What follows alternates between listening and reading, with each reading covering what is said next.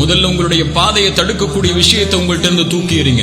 மனுஷங்க உங்களை புகழட்டும், இகழட்டும், ஏற்றுக்கொள்ளட்டும், நிராகரிக்கட்டும், அன்பு காட்டட்டும், மறுக்கட்டும், இதுவெல்லாம் உங்களுடைய வாழ்க்கையுடைய அங்கீகாரத்தை முடிவு செஞ்சிடாது.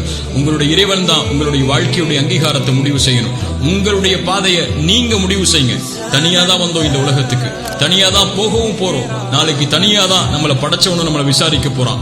நம்ம செயலுக்கு நம்ம தான் பொறுப்பாக போறோம். படைச்சவன் அவன் சொன்னானே ஏன் கேட்கல, இவன் சொன்னானே ஏன் கேட்கல, அவன் அப்படி மாத்த சொன்னானே ஏன் உன் வாழ்க்கையை மாத்தல, அப்படி ட்ரெஸ் பண்ண சொன்னானே ஏன் போடல, இப்படி எல்லாம் கேட்க போறது இல்ல. நான் சொன்னபடி இந்த உலக வாழ்க்கையில வாழ்ந்தியான்னு தான் கேட்க போறான். இந்த கேள்விக்கு தான் நம்ம தயாராகணுமே தவிர மத்தவங்க நம்மளை பார்த்து கேட்கக்கூடிய கேள்விக்கும் விமர்சனத்துக்கும் இல்ல. உங்களை படைச்சவனுடைய அங்கீகாரத்தை எதிர்பார்த்து வாழுங்க, அது போதும். அவன் அங்கீகரிச்சா போதும், உலகமே உங்களை அங்கீகரிக்கும். அவன் உங்களை அங்கீகரிக்கலனா யாருடைய அங்கீகாரம் இந்த உலகத்துல கிடைச்சாலும் அதுக்கு பலன் இல்லை.